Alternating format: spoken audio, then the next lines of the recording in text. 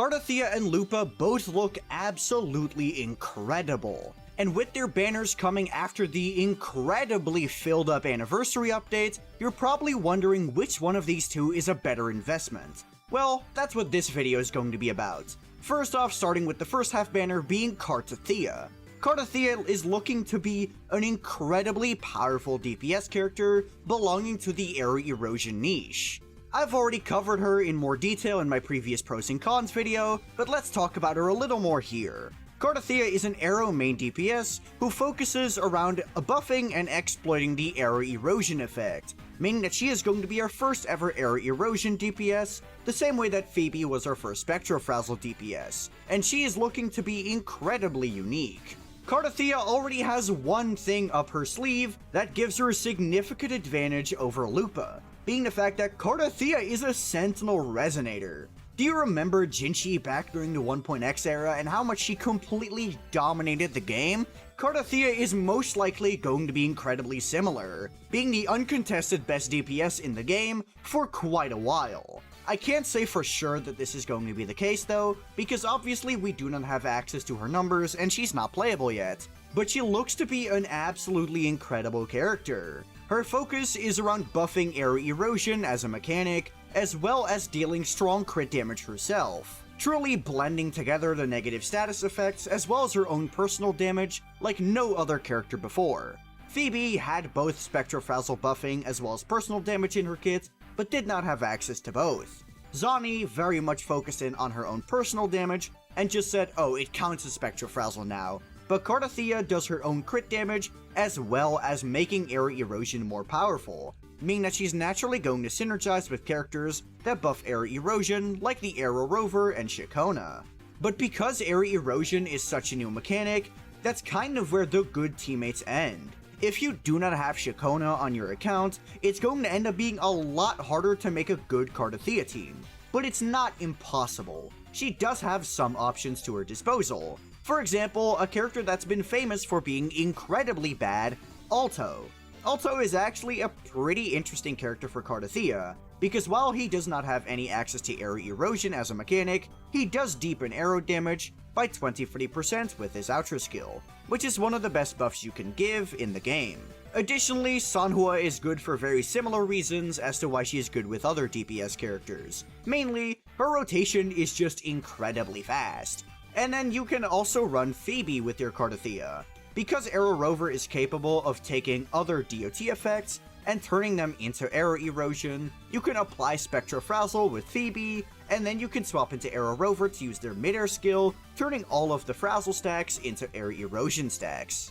But do note that every single one of these teammates is going to end up being a lot worse than just running Shikona and Arrow Rover. If your question is, should I invest into Cartethyia without having a Shikona, I would say please just pick up your Shikona first, and then worry about Cartethyia's investment later. Shikona is just going to be such an integral part to Cartethyia and her identity that trying to invest in a Cartethyia without a Shikona is just going to sound stupid.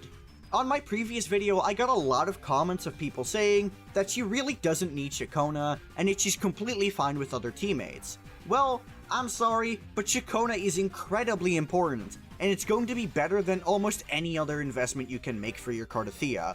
I'm begging you, if you want your Cartethyia to be good, and you care about your performance of a character in the meta, Shikona is a no-brainer, to the point where I think Cartethyia is not worth it if you do not have Shikona on your account. You are in luck, however, because Shikona is currently on banners. You can evaluate if you're able to get both, and then decide if you want to pull for Cartethyia or not, depending on that. Because, let me repeat again, I really think Cartethyia is not a smart investment unless you have Shikona. But if you do have Shikona, Cartethyia might just be one of the best investments you can make on your account. There really is no middle ground here. Either she's an incredibly good option for you and should 100% be considered, or is just not worth it. It really just depends on Shikona. And with Cartethyia out of the way, it's time to discuss the second character coming in this update, being Lupa. Lupa is a character that, honestly, they didn't really say much about. But I was able to decipher some things about her kit based on what we got in the livestream.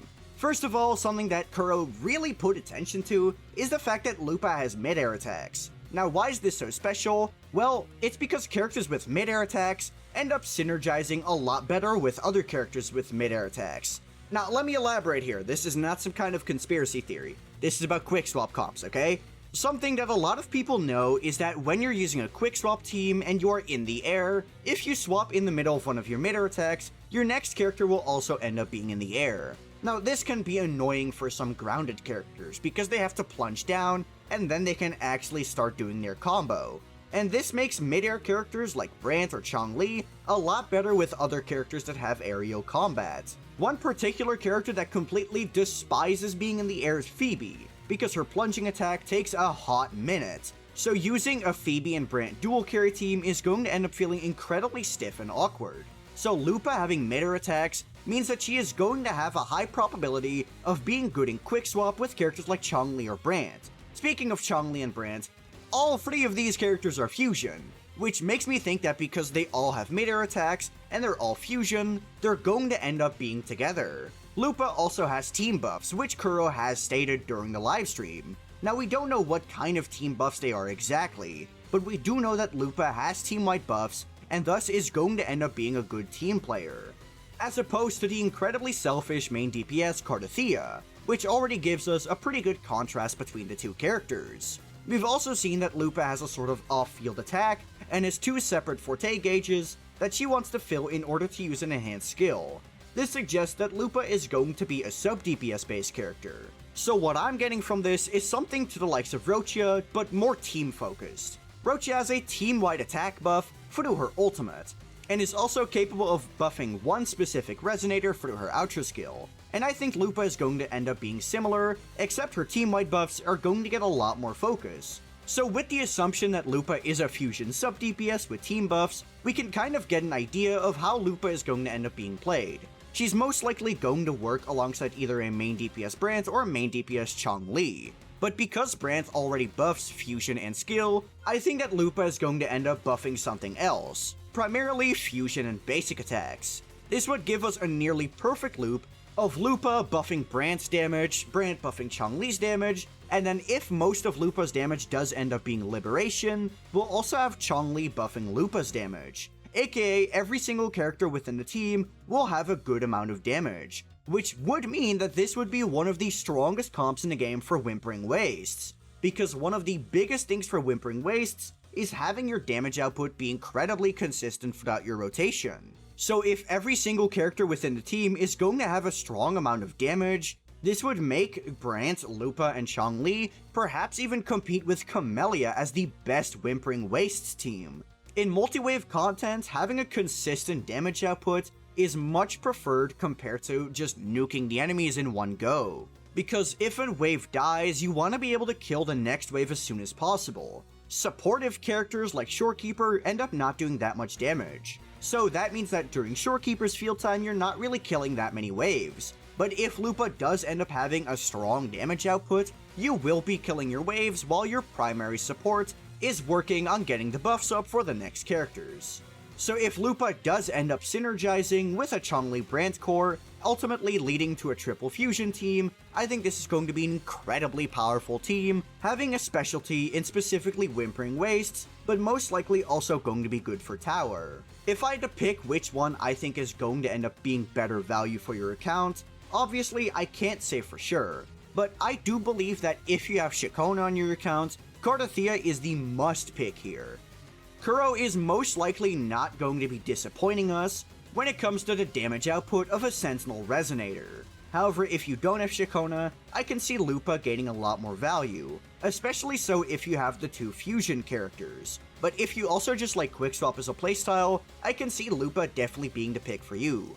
But those are just my opinions. What do you think about Cartethyia and Lupa? Let me know in the comments below. And while you're down there, be sure to like the video and subscribe to the channel. Additionally, if you have any questions, be sure to check out the link in my description, which is where you will be able to find my Discord server. I'm pretty active in there, so any question you'll ask, there's a pretty good chance I'll respond to it. But that'll be all from me.